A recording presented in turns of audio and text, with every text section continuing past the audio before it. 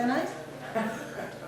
Hi, I'm Sandy Raymond, the director of the Wayland Reads Public Library. I'm thrilled to see so many of you here on this beautiful spring day. This is our 7th edition of Wayland Reads. It takes a lot of people to make a program like this possible. So before I introduce this afternoon's speaker, I'd like to thank the following for their contributions. The Friends of the Wayland Reads Public Library, the Wayland Reads Public Library trustees and staff, the Wayland Reads 2019 committee, WayCam, the Wayland Cultural Council, and the local restaurant. And I would be remiss without a special acknowledgement of our wonderful reference and programming librarian, Courtney Michael.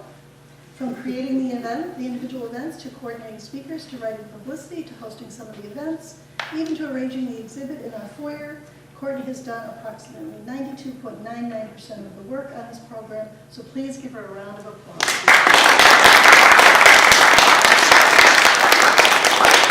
By the way, speaking of WayCam, they're recording today's program, so if you don't want the back of your head in a video, please move to one of the back chairs so you'll be out of camera range. No, it looks great. Ian Bassingthwaighte's fiction, nonfiction, and photography have appeared in Esquire, National Geographic, the Chicago Tribune, the Sun, the Southern Review, Tin House, TriQuarterly, and more.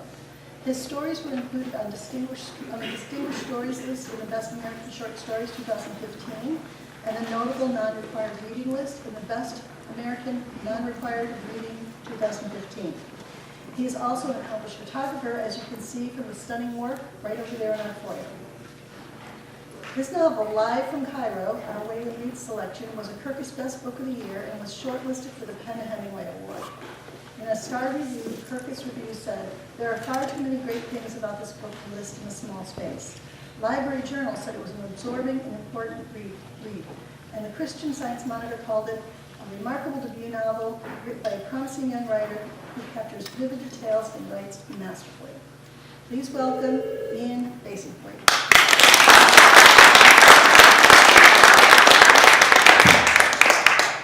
Hi everyone, can you hear me all right? Yeah. Thanks for coming. It's a real pleasure. I would just want to say thanks to all the staff at the library for having me. It was a real treat to be invited down here. My wife is actually from Wayland, so it sort of seemed destined to be. And yeah, so it's really good to be here. And I also just want to thank, there's a couple people in the audience here that I want to thank, my wife in the front row here. And then the two fine-looking man and woman behind her, Colin and Nora.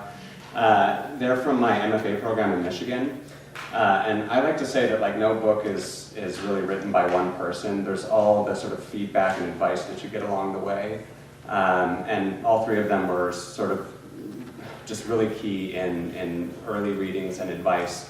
And I feel like this book never been finished, and certainly wouldn't be at this, what I consider a nearly finished version, without their friendship and advice. So thank you guys and for coming. I just wanted to get started before I actually start reading. I just want to talk a little bit about where this book came from, why I wrote it, and what I was doing in Egypt, because it's sort of a confluence of sort of strange events, and I never thought this would be the book I would write.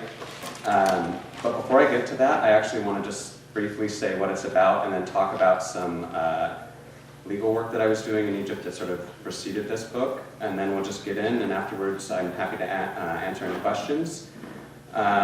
So yeah, let's just jump right in. This book, for those who haven't read it yet, is just about a few Iraqi refugees who get stuck in Egypt during the Mubarak, or the Arab Spring, when Mubarak was ousted, and then for a period it's set during February to June of 2011, which was a period of time when there was no president in Egypt. The Supreme Council of Armed Forces was in power. It was military rule. It was just a really dangerous, frantic time to be in Cairo. I was actually in Cairo in 2009 to 2010, shortly before that happened. I came back, I bought a plane ticket back to Egypt the day Mubarak was ousted, to my parents' dismay. But I went back anyway just to see how things were playing out, and that's sort of where this book came from. But to get back to my original point, like I sort of ended up in Egypt working at a legal aid nonprofit, writing testimonies for refugees who were applying for resettlement, usually in Europe or America, sometimes to Canada or Australia. And I wanted to just talk a little bit about that process because that job and sort of the frustrations of working it and trying to help is sort of what created this. And I think it's maybe not the most sexy way to get into this book, but I think it's really interesting. And the thing I wanted to talk about first is the UNHCR, which is the United Nations High Commissioner for Refugees, which is really sort of like the political arm of the United Nations that deals with refugees. In most countries that don't have infrastructures or finances like the United States who can deal with it themselves, they sort of outsource it to the United Nations, who just come in, put up offices, do all the paperwork, sort of send all the applications off to the governments in the countries in Europe or America where they're resettling. And they have this really interesting, they call it a resettlement flow chart, which talks about the process as every refugee goes through. And I like to begin readings with this because I feel like there's so much misinformation, especially in our current political climate, about, you know, where refugees come from, how they get here, what their motivations are, if they deserve to be here. And there's a common refrain now where it's like so easy just to apply for resettlement, or there are hordes coming to the borders and they just like easily apply for refugee status or asylum. And this 2-page flow chart, I just want to read a little bit of it to you guys so you can see sort of what the average refugee is going through when they apply to come to America or Europe or any country through the United Nations. So the first step is an internal or external self-referral. And before we get into all these steps, I just want to say at every single step, the application process, which is very long, the refugees, their case file can just sort of disappear, can be halted for months. This process can take years and years and sometimes just never finishes. So the first thing they do is an internal or external self-referral, and that's just sort of someone saying, I'm a refugee, I want to go. There's a preliminary assessment of resettlement need, a review by a supervising officer, a preconditions, if at that case the preconditions for resettlement are met, there's a resettlement interview, there's an accountable officer review, and if all of these steps are approved, there's a recommendation for submission, completion of resettlement registration form, further review, submission to the host country.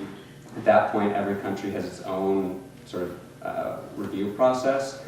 In the United States, it's got many parts where it's like the embassy in the sending country has to approve the case, the Department of Homeland Security, there's medical reviews, there's background checks, and only then, like after all of that process is approved and like every single step of the way, every single person has said, like this person is who they say they are, their story is true, only then are they ever accepted for resettlement.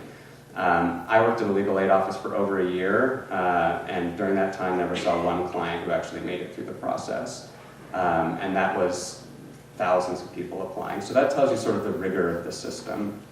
And my actual job is not at the United Nations. I work for a legal aid nonprofit that helped prepare the applications, because even before you get into this crazy application process, there's sort of barriers to even applying. For example, the applications have to be written in English. But you're talking about people who probably don't know English, much less have a computer to type their application up on, much less even know that there's an application at all, or where to send it, or who to apply to. So there's all these like implicit and explicit barriers to ever even getting into this world. So all over, like in most countries where there's significant refugee populations, there are nonprofits that come in to sort of help shepherd people through the system. And that was my job. Sort of through serendipity, I went to school for English and creative writing. I have no legal training. I'm quite possibly the worst lawyer-esque person in the world. Anyway, I just ended up working at a legal aid office for these people, and I was their first point of contact. They would come from mostly Sudan and Iraq, but there was also some from Ethiopia, Somalia, some other countries in the Horn of Africa. Their first point of contact, they would arrive in Egypt and be like, life is not sustainable here, I have to go somewhere else. And Egypt's a really unique situation, in a really unique situation for refugees because they deny non-citizens, for example, the right to have a job, to even own property. So they come to this country and they can't work, they can't live. There's like actual legal barriers, not even talking about like the crappy economy. There are no jobs to have anyway, but they just, there's like no way to sustain their lives. So they all come and they sit down and they go through this interview process, which is basically me determining, with the help of translators, because they speak all different kinds of Arabic, whether it's Sudanese, Standard, Egyptian, there's many different forms. And they just tell me their life story. And it's, I mean, every single one is just, it's both inspiring to sort of see what people can survive and endure and like continue to be semi-normal people afterward. But more than that, it's just absolutely heartbreaking to hear time and time and time again what people do and you know, like what governments and militaries do to people and how just frightened they are. And I think that's part of the reason it took me so long to write this book. I started when I was 22. I was quite young at the time, and I mean, it came out originally in 2017, so it took almost 9 years to write the book. And it's just, I think some of that was just like my own self-therapy, like what do I do with this experience? I tried a little bit at first to do like the nonfiction route, felt like a little restrained by that, and also just very scared of that as like true raw material, like playing with people's lives. Having all like the case files on my computer and going back and reading those, it was like re-traumatizing. So I just like full bore went into fiction just as a way to get a little distance from it. I actually think it's the better format for this story in the end. But before we actually get to the reading, I brought one of my actual case files that I wrote during this time. And I just wanted to read some of it. I haven't actually ever done this before, the reading, so this will be, you guys will be my guinea pigs. But I just want you to hear what they sound like. It's not fun. It can sometimes be hard, I think, to listen to. But I hope you'll bear with me as I'm not going to read the whole thing because it's a little long, but I just want you guys to see what they're like. So this is when the client has first come from Iraq. His name is Thayer. I'm not going to read his whole name just for privacy. But he came in, this was November of 2009.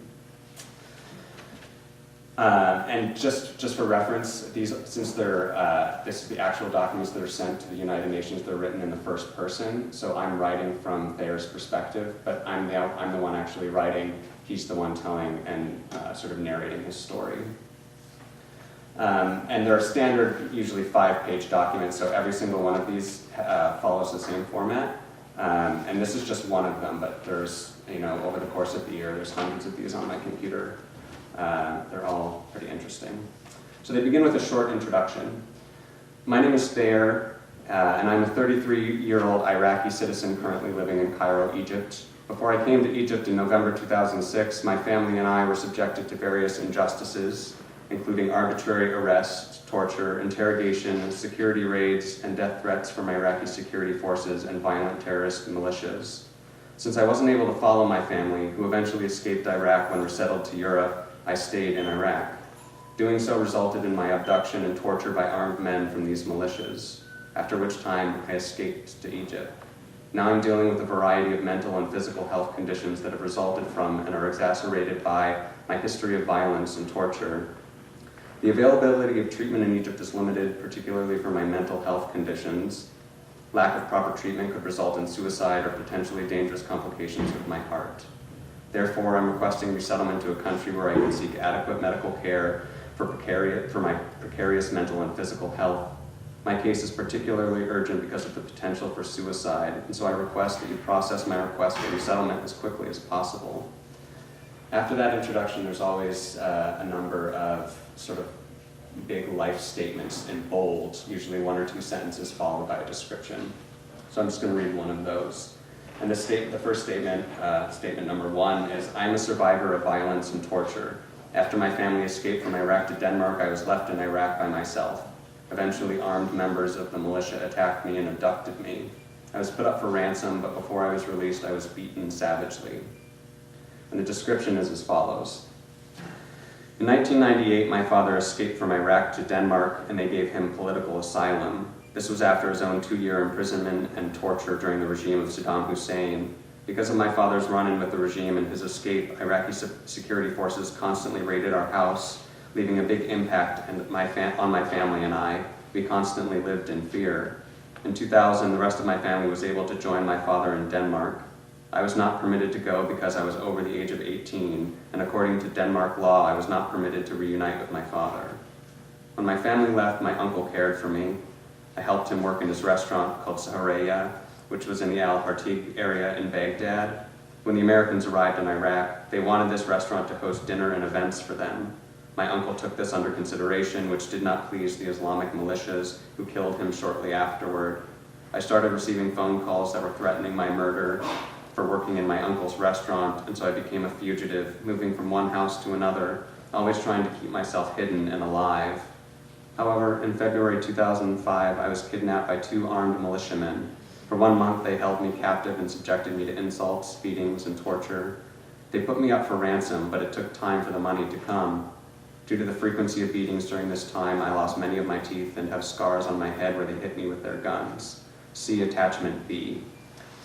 So that's the C attachment parenthetical, and every sort of statement has to be backed up by some physical documentation, whether it's a photo or a police report or a medical record or something like that. And if you couldn't back it up with some evidence, you had to usually omit it from the case. So people with like really crazy traumatic stories that had no evidence of them, they had to be omitted from the case files, and then that would obviously have effects on sort of like the danger that they were in, and the when the case was being reviewed by the UNHCR, whether that qualified them as a refugee.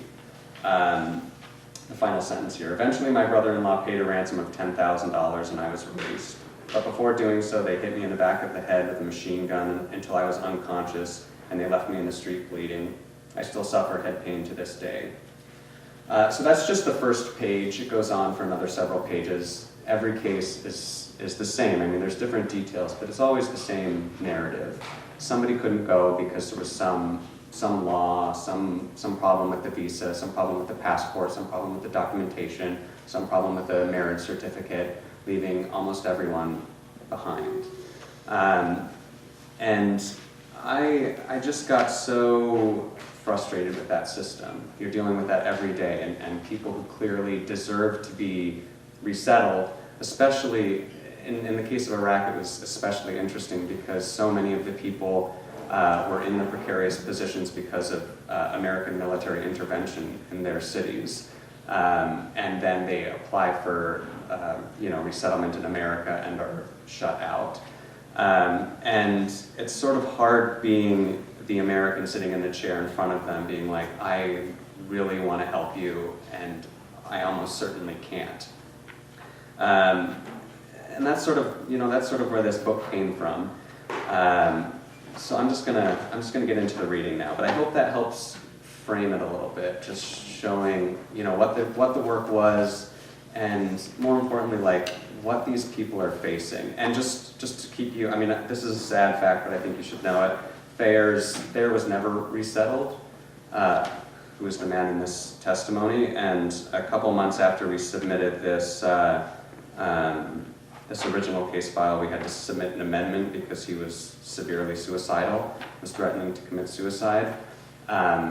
His case was still never processed, and I left Egypt before I ever heard anything about him. But we can be almost sure that he's either still there or he is dead now, and that is a terrifying thing for me to reckon with. And I know it's a sort of dark place to begin this book, which I think has some brightness and some humor to it as well. because I don't want to pretend like the people who are in these situations have lost their humanity or lost their ability to love life or laugh, because that's not the case. I just want to sort of set the tone a little bit with that stuff. So to the book, this is about a couple named Omran and Dahlia who get stuck in Egypt, and this group of, I guess, misfits, an Iraqi-American woman, an American man, and an Egyptian translator who are working either at the United Nations or at the Legal Aid Project, trying to help resettle them. Omran has been resettled to Boston, but because his marriage certificate, he never had a marriage certificate, his wife was left in Iraq. Most of them fled to Egypt. It's not an uncommon situation where one partner has been separated from the rest. Traditionally, you could, once one partner has been resettled, that person could wait for 5 or 10 years to get a green card or apply for citizenship and bring their partner over that way. The problem is that can take 10 years and is not a guarantee, and to live that long under those circumstances is really not possible, so you have to go through the resettlement system. And my reading is going to be jump around a little bit from the middle to the beginning of the book, and the reason I want to do that is to get some chronology in. This book is told a little bit out of order, but I want to begin with sort of Omran's and Dahlia's, not their meeting, but their sort of falling in love and their escape from their families, essentially. Just to give you guys a sense of who these characters are. And I think this is the point I'd like to leave you all with, is that, like, refugees are not just numbers or the word refugees. Like, these are people, and with families and friends and stories. And I think that's so important to remember, is that there's a whole life that we're dealing with, and it's not just these very short and vicious 5 pages that they submit to the United Nations. So the context of this is that Charlie and character Hannah has come to Dahlia's apartment to sort of request some information that she didn't originally provide during her resettlement interview, to try to pull this story out of her about her husband's kidnapping in Iraq and how she secured his release from the kidnappers. It's a really traumatic story that she doesn't want to tell them. And this actually happens a lot, where you're sitting in your interview with the refugee and you ask them about, for example, like, rape is the most common topic, where the refugee will just say that didn't happen, or I don't want to talk about it. And if that happens, you have to strike it out of the application as well. But these are often very traumatic experiences that they have to just put out there, and it's very difficult, and often they won't. So this is Dahlia sort of resisting that urge, and so instead she sort of internalizes and thinks about this happier memory of her falling in love with Omran and getting away from her controlling family. So this is going to pick up Charlie and Hannah are sitting in Dahlia's apartment, and she's sort of disregarding them and just thinking to herself about this story. So Dahlia almost laughed at Charlie's posturing. What did he really know? Nothing. He didn't know what it felt like to tell the world something she couldn't bear to tell her own husband. Why did it matter how she secured his release anyway? The better story was how she secured his hand in marriage, against her father's will. That would go down in history as one of the great rebellions. Maybe not world history, but family history. Dahlia looked again at the photo of Omran washing cabbages with more care than they deserved. Practice, he said in all seriousness, for parenthood. I wasn't supposed to marry him, said Dahlia. She didn't look at her guests because she wasn't really speaking for their benefit. My father was so angry. The rebellion started with a borrowed car. No, before that. It started when Dahlia, at the age of 17, fell in love with Omran even though she was betrothed to another man. The betrothal was her father's arrangement, not her desire. She loved Omran. It took them more than a year to kiss for the first time, but by the end of the same week, Dahlia had removed her shirt, and Omran had cowered at the prospect of seeing her in a way he thought was holy. Nude as the day she was born, at least half nude, more like nude from the waist up, except for her scarf, 60% nude. I can't, said Omran. He'd always been more devout than Dahlia, or at least afraid of God's judgment. He'd cowered by turning away and saying, "Not yet. Soon, I promise you." Dahlia, for her part, hadn't been so shy. She turned his head back with her fingers and said, "You're embarrassing me. Look, I'm embarrassed." He'd finally looked. She'd been smiling widely. Dahlia didn't tell Omran she was betrothed to another man until one day in the last year of secondary school when she said, "We need to run. I want to marry you. I'm going to borrow the car." "What car?" "My father's car. Wait for me in the alley?" "When?" "Right now. We have to go. I'm betrothed to another man." "What other man?" cried Omran. Dahlia knew it wasn't the time to explain, but Omran didn't know that. To spur him along, she kissed him with way more tongue than was normally appropriate, given who could have seen his father, her father. "Wait for me in the alley. Please, will you wait for me? I won't be more than a few minutes, 10 minutes at most. If I'm not here in 10 minutes, then..." "Don't say that," said Omran. "I'm kidding," said Dahlia. "Just wait for me. Will you wait?" Omran said yes, as if that word had to be coaxed from his throat. Then he said the same word several times as his love and fear revealed their magnitude. "Yes," he shouted. He ran so fast to pack his things that he nearly tripped over his own feet. "Only bring what you need," shouted Dahlia. "Pants, shirt, socks, shoes, toothbrush, toothpaste, hair comb," said Omran, fleeing. His list continued but trailed off as he turned the corner. Dahlia was suddenly alone in her doorway. She lived by herself in an apartment separate from but immediately next to her parents, willed to her by an uncle who died in a motorcycle accident. Her uncle had been driving fast on a desert road. What were desert roads if not for driving fast in a straight line into oblivion? He'd lost control and slid 100 meters across the tar, leaving a trail of clothes and skin. When Dahlia had moved next door, her father had been more heartbroken by her departure than his brother's death. The fighting had been loud and remained continuous. He said it made him look weak that his daughter didn't live in his house. "The buildings share a wall," said Dahlia. "But not a roof," said her father. Now she tried to summon the courage required to borrow his car. Lacking courage, Dahlia ran next door. She ran the way Omran ran to pack. If she ran fast enough, she would arrive before second-guessing herself. She would have no choice but to say what she wanted. Her father's door was suddenly before her. Would she let herself in, or would she heed her father's words? He'd said, "If you don't live here, then you must knock." Dahlia pounded the door with her fist. The moment before the latch clicked and the door opened extended into painful territory. Dahlia spent that time preparing her speech. "Father, can I borrow the car?" she thought. "No, I won't bring it back. I suppose that means I'm asking to have it. I know, but please, I'm sorry. I can't tell you where I'm going. Please, Father, in time I'll buy you another car." When the door opened, Dahlia kissed her father's cheek. He smelled like tobacco and dirt. His cheek felt like paper. He embraced Dahlia. She was dismayed. His large, rough hand made her feel so young. "Assalamu alaikum."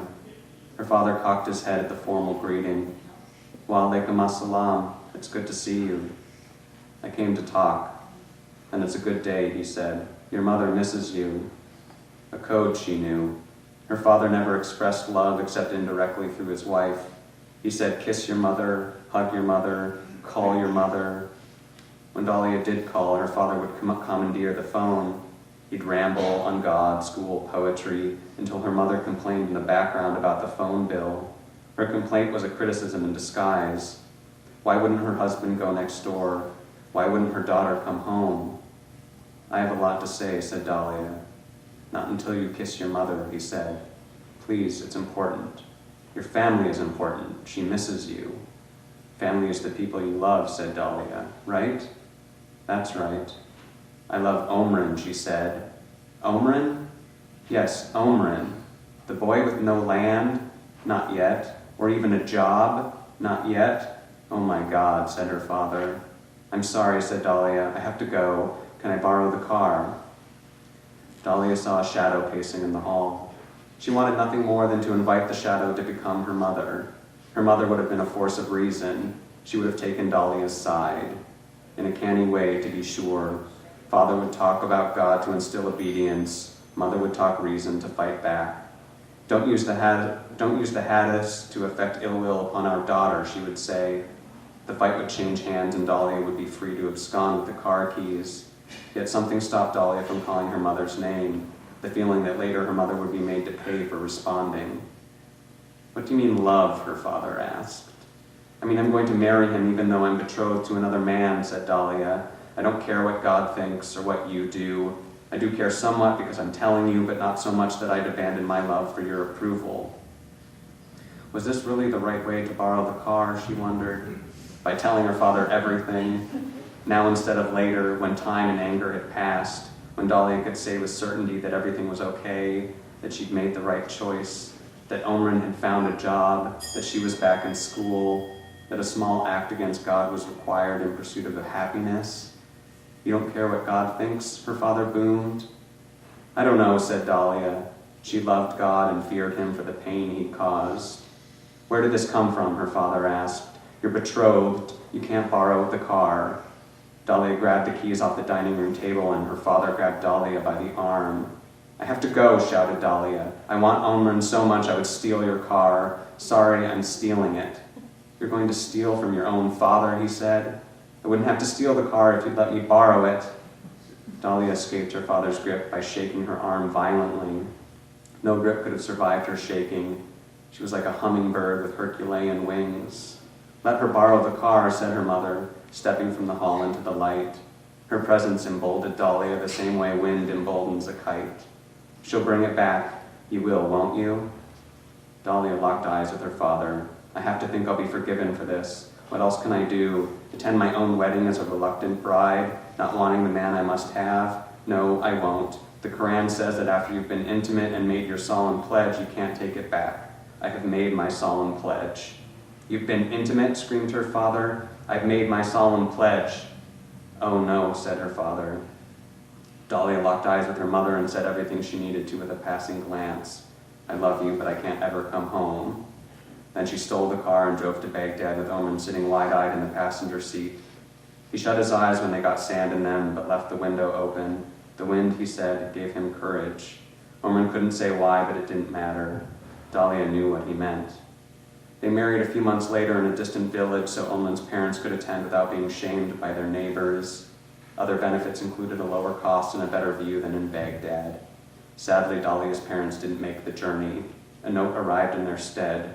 "My star, a gift of admiration, love and greetings, your mother." Dahlia remembered scouring the note for any sign of her father. A faint smudge marked the size of his thumb, but there was no sign of him. It was then that Dahlia knew she'd been banished. I want to skip now back to the beginning of the book. And this scene is shortly after Hannah, who's the Iraqi-American, daughter of a refugee herself, who fled the Iran-Iraq War in the early 1980s. She's grown up and came back to Egypt, well, not back to Egypt because she's not from there, but back to the Middle East for a job working at the United Nations. Sort of the motivation there is that, you know, she came from a refugee family and believes in that, and made the mistake of thinking that she could affect, that the best place to affect that work was in the institution charged with doing it, and that's a mistake we all, everyone makes, and then you find out, oh, the UNHCR is not actually doing the job it's intended to do. It's not the UNHCR's fault, it's often the governments it's working with, but nonetheless, she's just arrived, and her first job is to sort of read all the testimonies, all of these documents that I read to you. They get sort of faxed off to the UNHCR and just by the thousands. Like there's just piles of them. So there's a whole staff at the UNHCR in Egypt that just reads these documents day in and day out. And then she's going to do an interview. I'm going to skip the interview because it's so long. But then that's the interview where Dahlia, who we just read about, has come into the UNHCR and does that interview. So this is before that, where Hannah is just doing all of that reading. And this section goes like this. Refugees came like dust blown from other deserts, Iraq, Sudan, Somalia. The men survived abduction and torture. The women survived abduction and torture and rape. Aggravating circumstances included missing relatives or children, various psychological disorders, and a high rate of arrhythmia. The average heart, it seemed, was unable to normalize after the shock of learning what people could do. Testimonies arrived in stacks, but Hannah moved through them one page at a time, so slowly that she never had to lick her finger. She knew the UNHCR processed hundreds of thousands of resettlement petitions each year, but only a fraction were approved, and even fewer were actually resettled. Her burden then was to choose carefully. There were two categories of reading, the good kind and the other kind. The good reading contained electricity, causing the hair on Hannah's arms to stand up, such as when she read about an Iraqi family whose story was awful and true as far as she could tell. Not only did the timeline add up, but the case had urgency. The mother's terrible heart condition satisfied that requirement. Not just arrhythmia, but a severe prolapse requiring surgical replacement of the mitral valve. The supporting documents proved everything, and Hannah got to pass the case along for further review. Maybe the family would be vetted, approved by the American Embassy, and flown to Philadelphia, or Boston, or Detroit. A hard life would await them, but so would physical security, which the family hadn't known since before the war. Plus, the mother would get her surgery.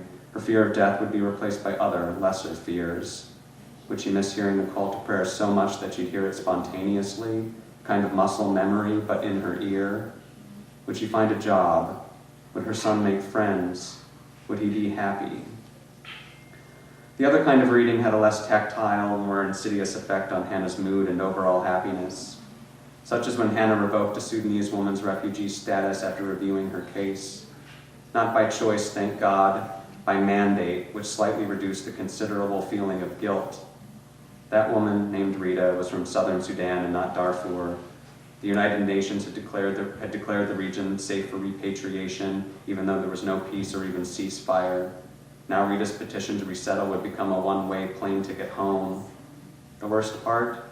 Her village was still controlled by the militiamen who'd stormed into her life on horseback while she and her boys had slept all those years ago. Time had a way of sharpening those memories.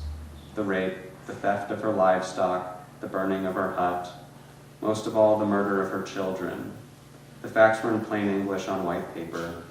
The children had tried to flee, but there'd been nothing to hide behind. The children had been thin, but not thinner than the grass and the trees. The sound of gunfire had drowned in the sound of horses galloping. So the next part of the book is Hannah interviewing Dahlia.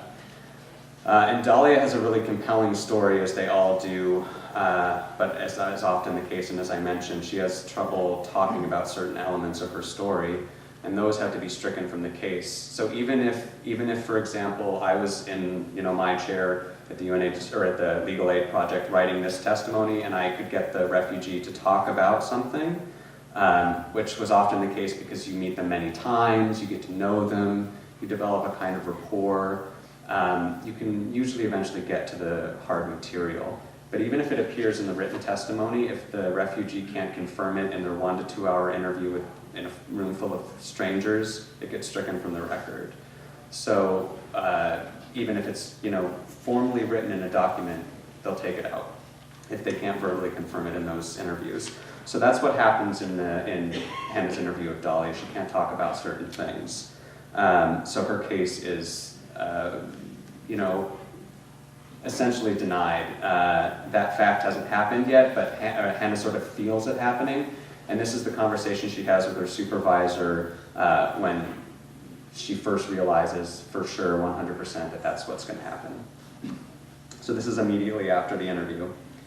After the interview, Margaret used her tractor beam to pull Hannah into her office for an informal debrief. Hannah stood under the ceiling fan, which made an obnoxious clicking noise. Click, click. Her hair kept blowing into her mouth. The testimony says she was raped, clamored Hannah, words dislodged by the pressure of waiting to speak privately. That has to count for something. I wish it did, said Margaret, master of the relaxed look. Unfortunately, if her verbal testimony contradicts the written one, or even presents omissions, we have to strike the relevant details from the file and flag her for reliability issues. Now tell me what to do with her case. How can we strike that? Asked Hannah. Wasn't the proof on her face? Didn't you see how she reacted? Hannah knew suddenly what Joseph had been thinking. Joseph was another reader who originally approved this case, but now it's being reversed. Hannah knew suddenly what Joseph had been thinking, or feeling at least, a compulsion to approve the case, as if there was no other way to spend his empathy. Every bone in my body tells me she needs our help. She can't work. She can't own property. Margaret had dexterous fingers. She rolled a pen cap from one side of her hand to the other like a gambler with a coin or a poker chip. The behavior seemed utterly unconscious. What about her husband? Asked Margaret. Can't he work? Can't he send money? Hypothetically, said Hannah, but that doesn't mean... My point, interrupted Margaret, is that Dahlia's case doesn't exist in a vacuum. Is her poverty more compelling than another's destitution? Is her broken heart more compelling than another's broken spine? Is her rape more compelling than another's fall into sex trafficking? I hate to juxtapose tragedies with greater tragedies, but there's no other just way to fill the quota. Now tell me what to do with her case. A single-file queue, almost 1 million people long, appeared in Hannah's mind. Dahlia was an invisible dot in the distance with no chance whatsoever of leaving Egypt. So that's the place people often find themselves. And the next section I'm going to read, how much time do we have? Do you know what time it is? Time. It's about 1:45. You can eat them. Okay. This will be the last section I read because it's a little long. This is from the Refugee Relief Project. This is Charlie and Alce. These are the other two main perspective characters in the novel.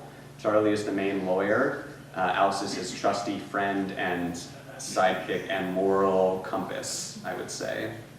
And in this scene, Charlie has received the rejection letter.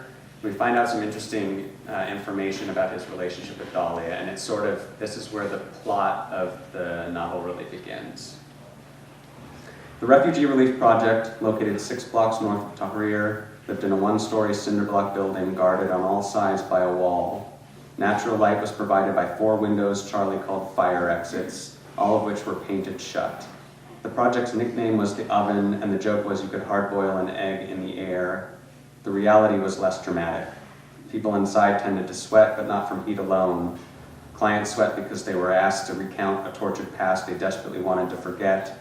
Interns sweat after discovering they weren't made for nonprofit or third world.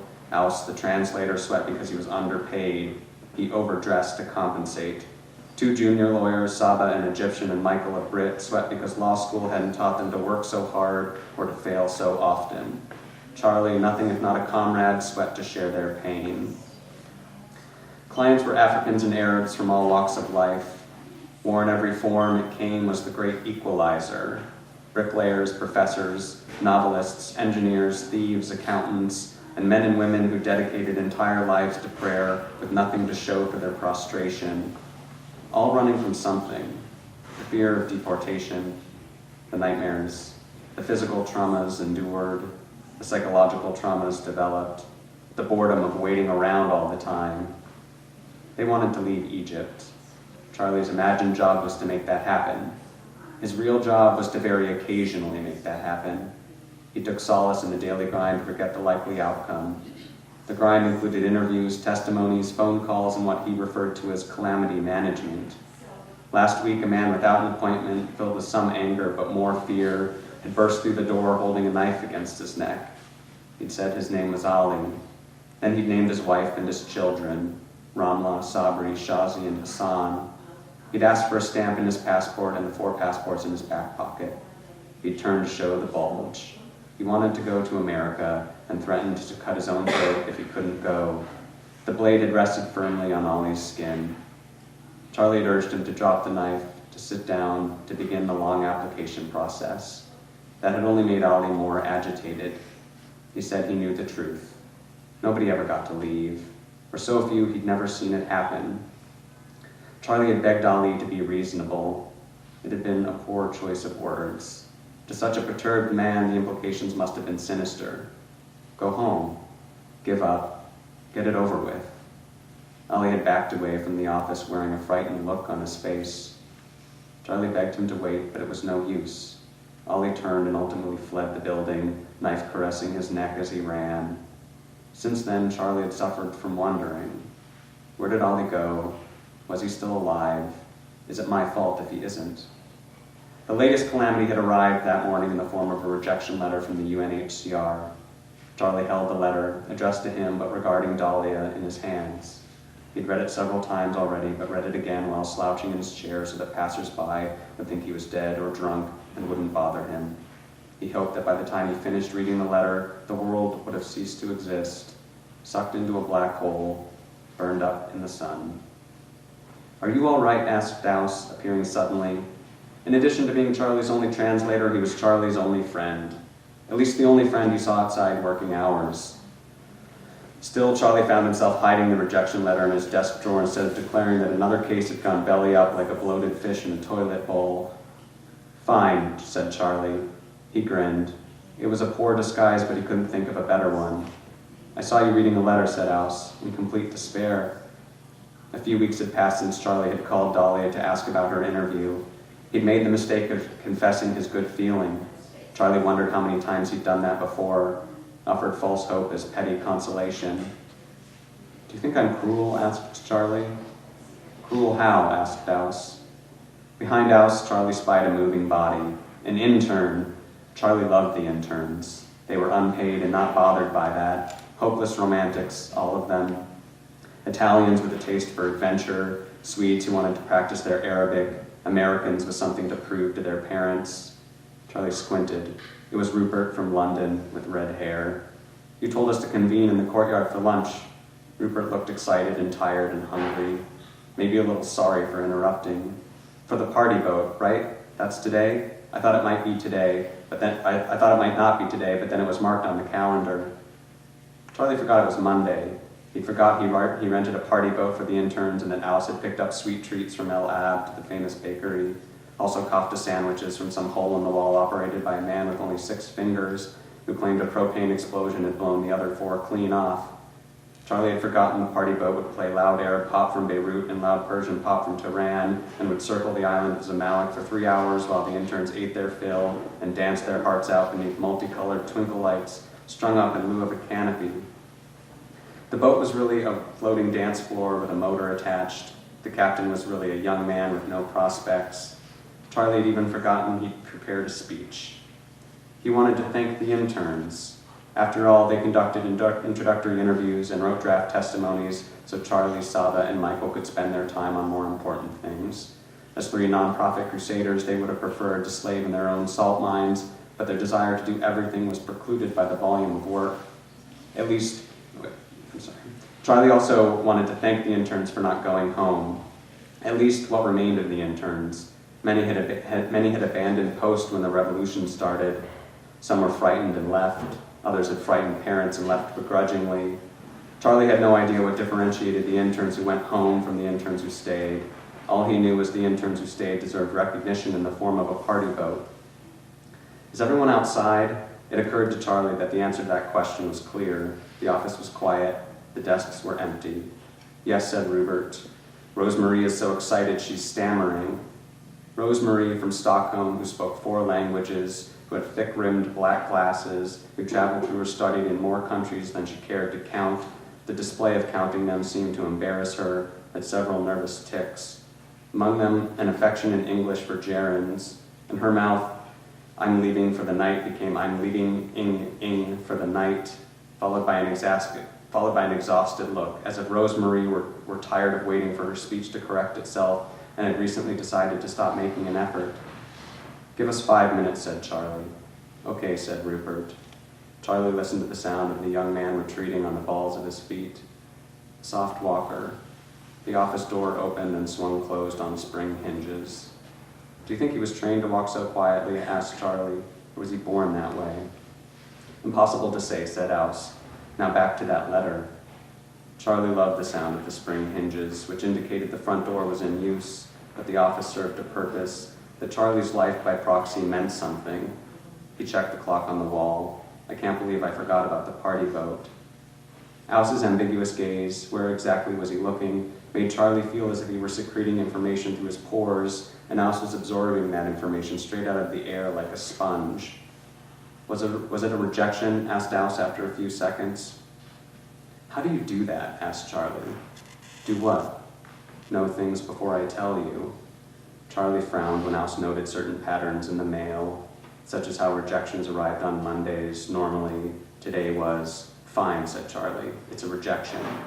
Saying so aloud caused an intangible ache. Charlie couldn't feel it exactly or rub the spot. The ache existed everywhere and hid itself in its own abundance. Whose case? Dahlia's, said Charlie, seeing her. Either his memory was getting more visceral or Dahlia had left her shadow in the room. Charlie wanted to believe she'd left her shadow as a gift. He shrugged to obscure any injury caused by failing her. Don't pretend this doesn't hurt you, said Alice. Please stop reading my mind, said Charlie. You're only making things worse. An entire friendship, years old with scars, declared itself. A hand on a shoulder, left there for too long, awkward laughing, finally an embrace.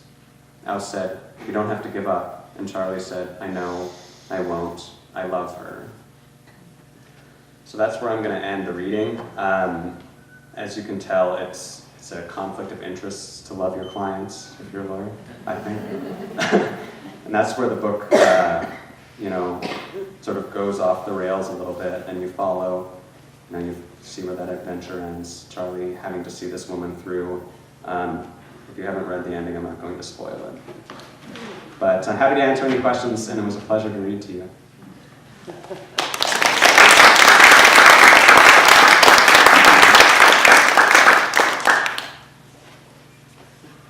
Yeah. Well, speaking of love, I read an interview with you in which the interviewer raised an interesting question in that what you depict in the book is so tenderly and sweetly is the relationship between Omran and Dahlia, who are separated inadvertently. Yeah. And usually in books, a love affair is expressed, it is depicted as one person yearning for somebody who is not returning it or is not available for one reason or another. It's the quest for love. These people are already, they're married and they love each other, and so that's all usually less interesting. So how do you keep that? That was kind of a challenge, I think. Yeah, it was a challenge, but I think there's, what makes it slightly easier from a storytelling perspective is, of course, that they're separated, so they're pining for something that they have, but they can't touch, which I think is a little different. And also, I think I just learned something, I think, when I was there, is to like hearing people talk about their loved ones that they've been separated from, with these kinds of stories in sort of like simmering in the background, the stories of trauma, the stories of guilt for surviving something that their brother or sister didn't survive, or whatever. Those are actually never the focus of the stories people are telling in these resettlement interviews. It's always about reuniting with someone they love. Always. I mean, in the entire year, I don't think I talked to one single person who was really like, I want to get away from my trauma. It's always like, I want to be back with someone I love. And I think just through that repetition, I think I set to write about that because that's how it is in real life. And I think what sustained that is that sort of tension of well, yeah, they love each other, but there's some fear of never being able to see them again. And then there's a threat, which I think is pretty profound, of the death of that relationship. Because if you can't ever see someone again, what are you going to do with that? You're just going to carry on buying expensive phone cards indefinitely or something. And that's what I come back to, is it's not just a sustaining of a sort of established love story. It's dealing with the actual threat of death. And I think that's actually the greatest stakes of all. And so all those other writers have been missing out on something. Yeah. How do people who do this kind of work not burn out? That's actually a really good question. The easiest answer is that they do burn out. It's a very short-lived job for a lot of them. Also, it's not one of my favorite facts, but it is one of my favorite facts to share, is that people working in whether they're UNHCR or in the nonprofits, people working in the aid industry at large across the world, but especially in refugee contexts, have an incredibly high rate of drug and alcohol abuse. And that's how. So it's a real shame. There's no systems in place. I forget there's a term for it, but it's like that acquired trauma of hearing about other people's traumas every day. And the added burden of, you know, like people come there expecting you to help them. I mean, in any other context where you show up at a doctor or a lawyer or something, it's like you expect to be helped because you're there for a reason and you've been sent there and they're qualified. And I mean, in the aid, I call it an industry because I feel that it is one. I think the UNHCR would not call it an industry because they were like, I'm not making money. Somebody's making money. But so I would call it an industry, and you know, there's that like expectation of helping someone, and then the knowledge that you can't in almost every way, because even if you write their case, you're not making any decisions, and even if the lawyer who's submitting it has more power than you or something, still they're not the one reviewing the case. And the person working at the UNHCR who's reviewing it, even if they approve it and send it up the ladder, someone else has to approve it. Someone else has to approve it. And even if it gets out of the UNHCR, it has to go to the embassy of whatever country, and they have to approve it. And then it has to go to the Department of Homeland Security, and they have to approve it. So there's just all of these ways of like diffusing the responsibility of any choice. So nobody actually has any power. Nobody's actually making any choices. And it's the people on the front lines that actually, like, it's a little bit different for people who are working at the UNHCR because it's a really highly controlled environment where people only come in, they're only there for 1 hour and they're gone. People go to the nonprofits and just like sit outside in the courtyard. They keep coming back. And you just deal with that all day. I was in Egypt on fellowship, so my time there was limited naturally. If I hadn't had to leave, I would have left anyway, because it's just unsustainable, and it's a real tragedy. And I mean, there's some shame in that too. It sticks with you, because it's like, oh, well, you know, all the people working there can just leave, and everyone they're supposed to help can't. And there's this sort of weird dynamic, and this sort of guilt that just sort of like follows you around a little bit. And and there's also like privacy concerns, so you can never follow up. Like, I have no idea what happened to any of the people that I submitted cases to. There's no way to know. And frankly, I probably don't even want to know, because they're probably still there. So yeah, everyone burns out. Yeah. Yeah. You had mentioned in the beginning that you ultimately decided fiction was a better way to tell the story. Yeah. Can you talk a little more how you said you started as nonfiction, but why is fiction a better way to tell a story?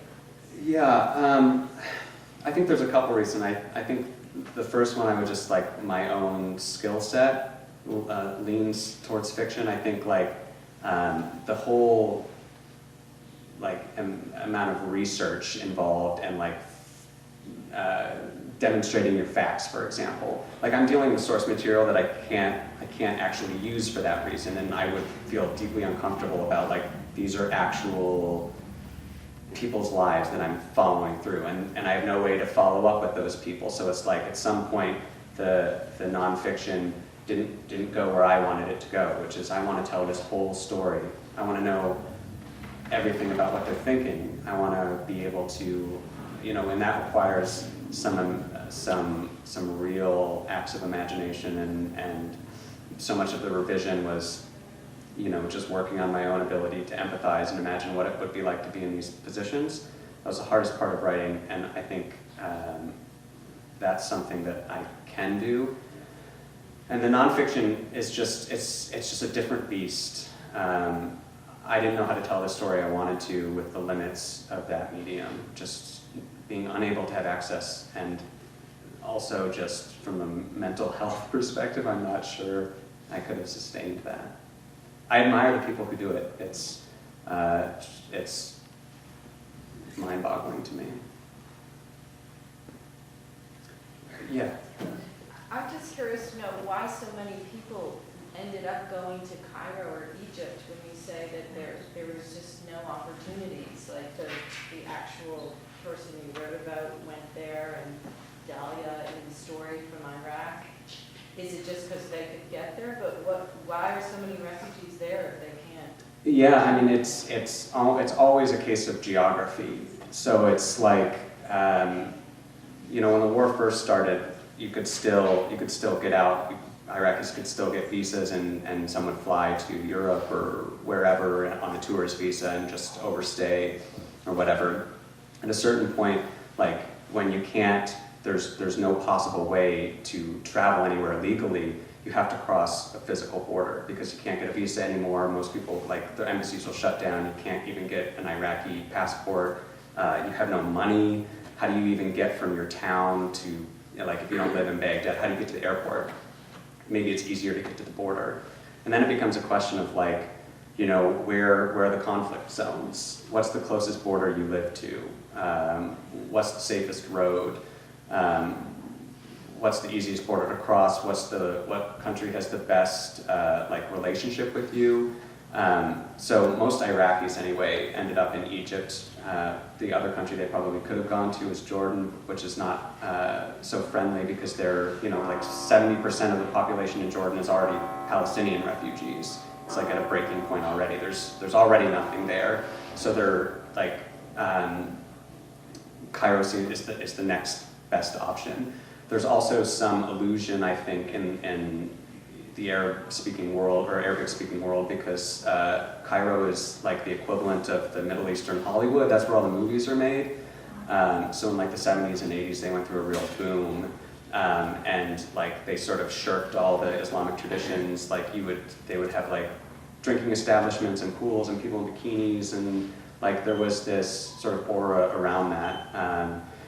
And yeah, I mean, if I was in a position of like, my home has been torn down and I'm in danger, I want to go to like Hollywood, you know, it's the biggest Arab city, so you always think of like urban centers drawing populations just because there's got to be a job, right? But no, there's not, and then they don't know that it's illegal to work or to have property because nobody's told them. So they've just ended up there, and then the question is like, where do you go then? You're stuck in Egypt. To your left or to your west, you've got Libya, you know, below that you've got Sudan, above that you've got the Mediterranean. It's like as if you're imprisoned by your geography. There's no way out. Yeah? So I was really shocked. The first words I ever pronounced when you said that this book was about Dahlia and Omran. See, I actually thought it was about Charlie, Hannah, and Abs. And maybe that's my own perspective because I am a lawyer. But I was wondering, I mean, without giving something away, they do something that seems almost heroic. And I wondered what you thought about that. You know, if somebody was there. I mean, is it heroism? Is it stupidity? I mean, what was your perspective on it? Yeah, I think it's both of those things. It's just something I've wrangled with a lot. It's like, what do you do in a situation where there's no right choice? You know, where it's like, even if you know, is it right to break the law when the law itself is unjust? Like, what lengths will you go to? I think that's sort of the central question. And I guess it gets back to a little bit what you were saying before, like, is the book about Charlie now? Is it about Hannah? Is it about Omar or Dahlia? I mean, I think in the end it's an ensemble novel, so it's about everyone. I just think of Omar and Dahlia as the sort of that, even though they take up just sort of an equivalent share of the page space, it's like they're the heart then beating at the middle, and always just like preserving that love is the very center. And I think like ultimately, you know, I'm not like a great legal mind, so I don't have my answer to that question is like if I was in their positions, I would do anything possible, and like, or I think I would. I mean, I was there and I didn't do anything like that, so maybe I'm not who I aspire to be or whatever. And maybe that's a little bit what the book is about, like that shame of like, you know, why didn't I like do some crazy stuff and like take down the military or like smuggle someone across the border? Like, why didn't I do that? And I know it sounds like a silly question, but like it's something you do think about. And I think for me it was just wrangling with that because it's, I mean, I still like when I was this morning like reading the book, deciding like what to pick out, like I'm just like in bed like crying, like it's just still like pretty raw. Like, what do you do with that?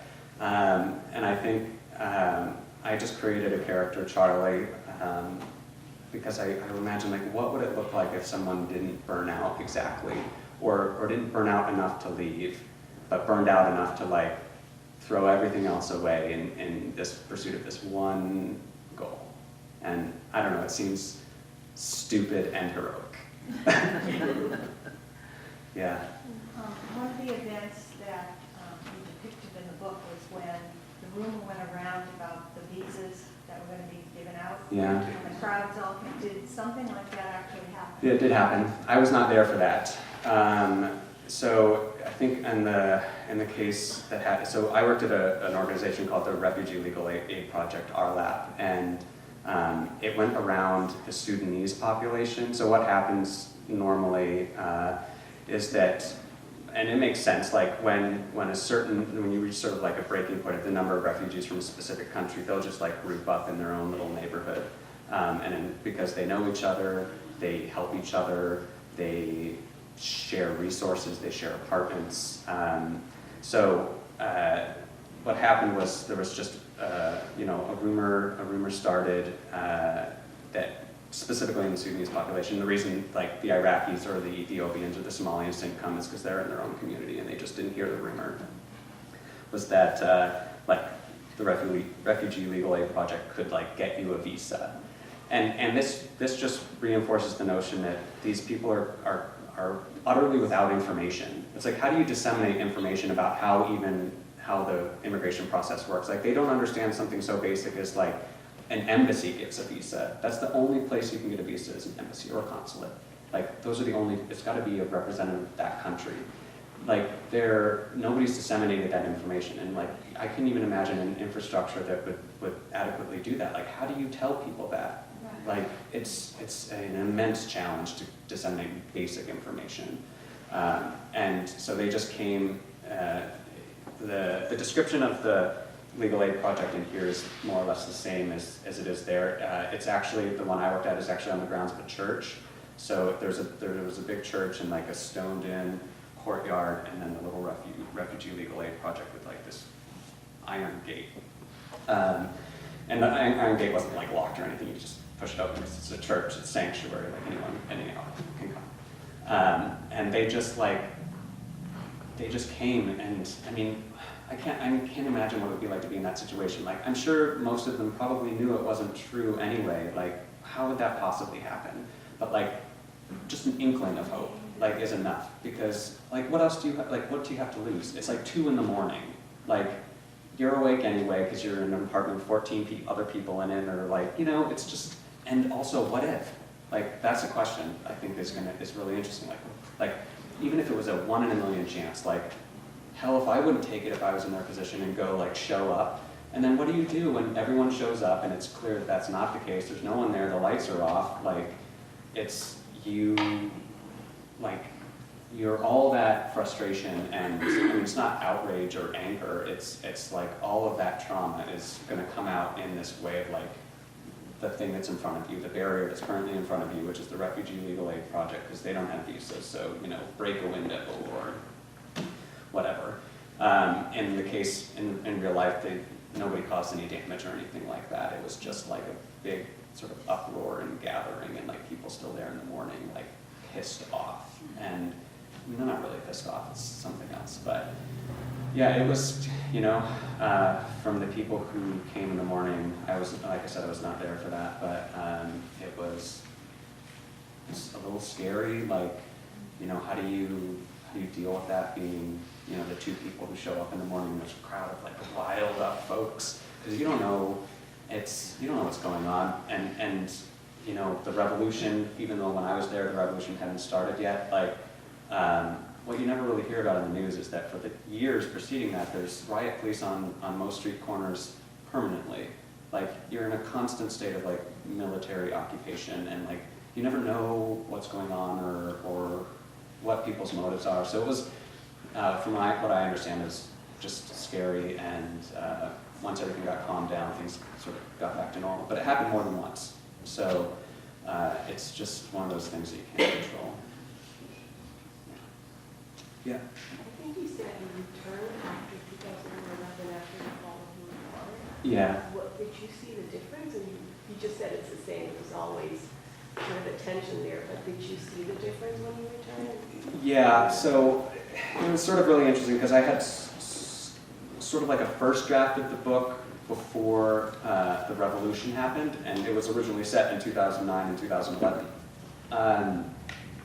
And then the revolution happened, and I was a bit like, oh crap, because you think even from a marketing perspective, like how do you sell a book right before the revolution that doesn't have the revolution in it? So I was like, oh God, like I have to write a new book, and I don't want to, and like, ugh, like what do I do? And it's scary, and then there's this whole, like that's all wrapped up in, again, in the shame of having left, and then a further shame of like, why am I concerned about book sales when like all of my friends and like all these sort of things are just like wrapped up in this just like very complicated time. So I live streamed a lot of the like protesting and stuff, like, you know, people doing their phones before they started shutting off the internet and stuff. I just got super excited, and then Mubarak was ousted, and there's just like massive celebration in Tahrir. There was like 1.1 million people or something. The square's big, but it's like jammed, people jammed like this for like a mile. It was crazy. And just like shooting off fireworks, and that was February 11th. And I was just like, I have to go back. So I just immediately got on the internet and bought a plane ticket. And my argument was like, I'm gonna go do research because I have to rewrite a new book. But really I just wanted, like, I wanted to be there for that. So then I went back, and, you know, my parents were not pleased. And I mean, I understand, but like, it was not a dangerous, that period was not dangerous. As soon as Mubarak was ousted, the military took over, and they were still in the for like 2-month period, they were in the good graces of the people. So it was like this super celebratory time, like fireworks, people like just hanging out in the streets. Tahrir turned into like, they called it like Freedom Hotel. You could just like go like sleep on the square, and there's like little hospitals. There's like a McDonald's, there was a McDonald's right near the square. The protesters tore the hell out of it, and I was like, yes. And turned it into like a little field hospital. The army had parked their tanks all over the place, like turned them off, like nobody was driving tanks around anymore, and they were just like hanging out there. People were like taking their babies up to the military folks and taking pictures. Whole avenues, like downtown Cairo is like this weird mess of streets, but the big avenues would run like almost like spokes on a wheel, like down the way. And previously, it's super confusing. The military was on Mubarak's side, so used giant blocks to like block over these, like sort of create a wall through these avenues so that people couldn't drive their cars or really any foot traffic, and they were like 12 feet tall. But like after Mubarak was ousted, somehow they got back in the good graces of the people right away. I'm not sure how that worked, because it proved to not, you know, in the end the military proved to be just as evil after Mubarak was ousted as it was before, but there was that grace period. And so those walls, like the military would even just like sit there and watch it happen. They would be like defaced with graffiti, or painters would come by. And the coolest one I saw was, you know, these 12-foot walls covering the whole avenue. Somebody did like a perspective picture of like the exact image that would appear beyond the wall was painted on it. So when you stood back, it didn't look like it was there. It was like the street just continued. So it was just this like really wonderful, hopeful time where you think everything's gonna go really well. And I just remember being so hopeful, and people were just like outside in the square still gathering and holding protests to decide sort of like, you know, what to do next, or, you know, what are the political parties going to be, or like some people still didn't like the military. But it was a largely peaceful time. I was there for, I guess, almost a month at that time. And then as soon as I left, I feel like I'm some kind of bad omen, because as soon as I left, it just went to hell all over again, and has continued to be that way. Yeah, I don't know. I can't remember if I answered your question. I wanted to know why you returned. Yeah. Okay. Yeah, I just had to. Yeah. Okay. Well, I don't know if you heard about this, about giving away the ending. Yeah. But why did you go the way you went instead of going through with the plan? Yeah, I think I went the way I went because that's how things have to end, and that's how they do end. And so I could only imagine, I don't know how to talk about it, you're right, I don't know how to talk about it. It felt like they went the way they were headed, it would almost be like a happy ending, and it doesn't seem like that's happening. Yeah. Yeah. I mean, I just like to think about, like, I mean, I don't think anybody would be surprised to know there's not like a real happy ending, but like there can't be because there almost never is in these scenarios, and I think it was just dishonest. I tried. I also tried like 50 times to do something better because, as my editor would remind me, books that end happily sell better. So, but I just couldn't. I couldn't do it. It just felt not right for the story, but also not right to life, and. Also, like, though I admire Charlie and Elsa's and Hannah's sort of crazy plot, like, in the end, it's a stupid plot and it would not work. And I think to have it work would have been, like, affirmed something that's not true about life, where, like, at least not true in this situation, that, like, and I think that's part of my despair about the resettlement system is the idea that one person can just go in and do something. It's not how it's built. It's a huge, massive infrastructure, and nobody has any responsibility because there's so many moving parts that everybody else can blame someone. Like the UNHCR can blame the governments for their quotas. The governments can blame, America can blame Denmark because we have a bigger quota than they do, or whatever. Like, everybody can blame someone else, and nobody ever has to say, like, I need to take responsibility for this problem, even though the Western countries, the Western powers are the ones who created it. Like, it's just mind-boggling, and I don't know what this, I think part of this book is about, like, I don't know what the solution to it is. It's certainly, while I wish it was courage and bravery and all those things, it's not. It's some mechanical infrastructure thing. It's a policy thing. It has to do with who we vote for. Like, and that's a scary issue in this time. It's like, I don't know what the solution is. I mean, bravery is only goes so far. Yeah. Yeah. So I really like the character, I'm blanking on his name, the cab driver. Stop. I really like him. Could you say something about his place in the novel, his function? Yeah. Yeah. So, has anybody been to Cairo? You have. So, when were you there? Last month. Oh wow. February break. Did you take any taxis? We did, because we have a route to sort of the transportation. I'm sure you saw them though, just zooming around. Oh, I think driving in Cairo is the scariest thing. Oh. Yeah, it's. There are no lanes. There are no lanes. There's no rules. There's no No. stoplights. You just, at some point, you just like, I'm either going to live or die, and you just sit in the car. Yeah.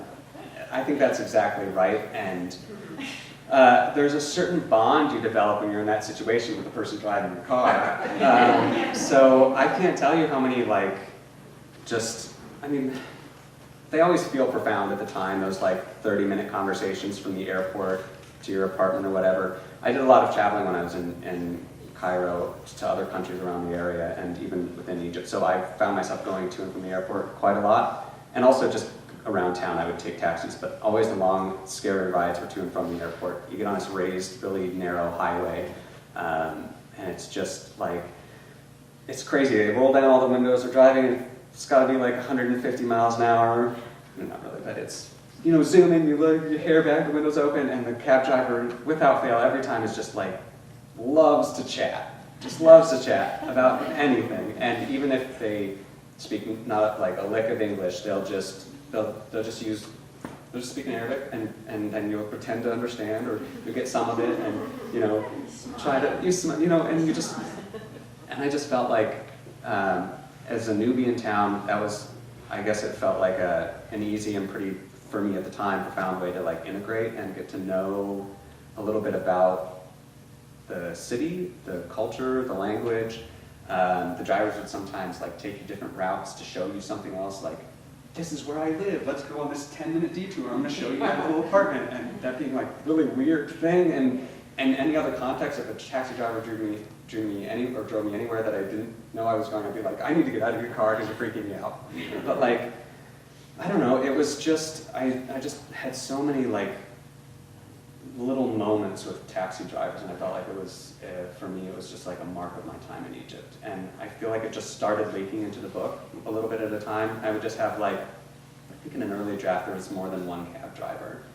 And I, like functionally and narratively that didn't always work, so it just sort of coalesced into this person. And I just knew from the beginning I had to have a cab driver in there because there's no Egypt without the taxis, is my contention. And also, it was a way for me to get in like a side of sort of like, you know, layman's Cairo. Like, what is it like to work in Cairo? What is it like to try to make money in Cairo? Even for someone who's native and has the right to do so, it's like damn hard. And so I think like some of that relationship between, you know, Hannah and Mustafa are the ones who get quite close.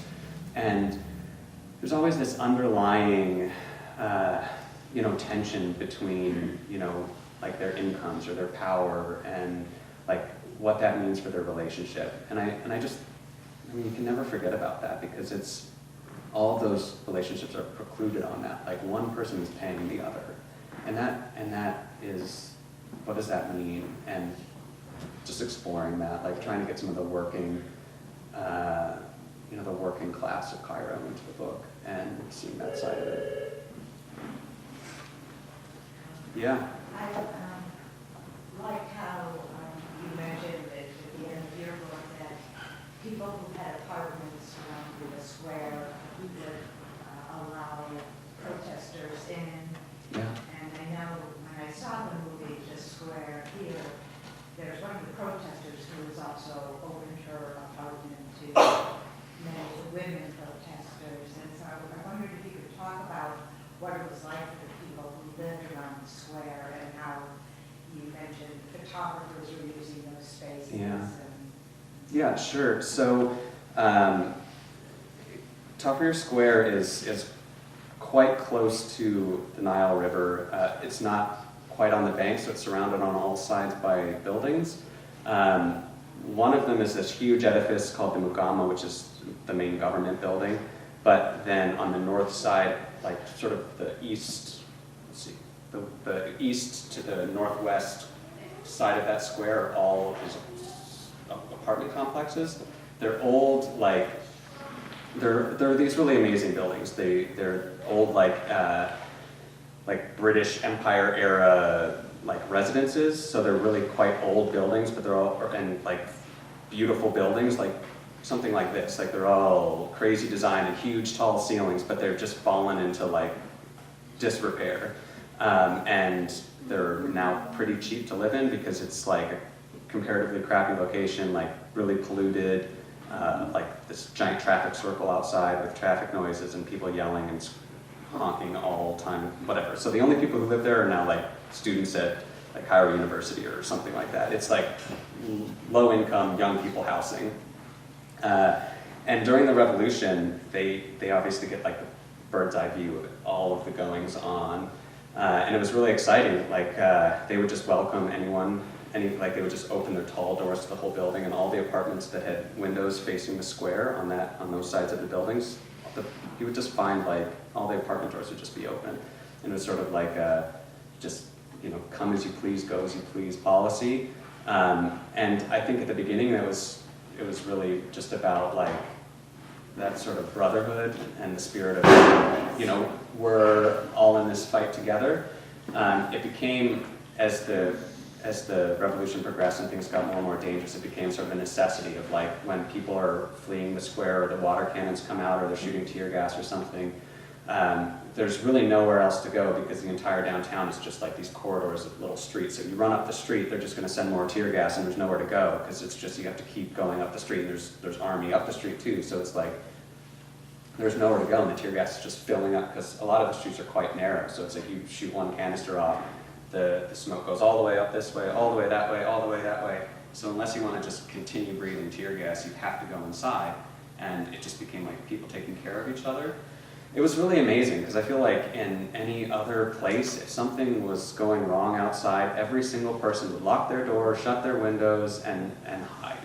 And it was just amazing that like just the sort of public policy was like, take care of everybody out there. I don't care what their policies are, what their politics are, what their religion is. I don't care if you're Arab or you're white or whatever. Just like, come on in for a bit and go when you're ready.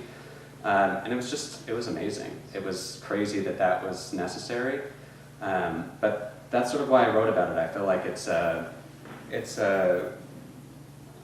don't know, I think it's a good way of judging sort of the collective psychology of the people. It's like, what do they do when there's something to panic about? How do they panic as a group?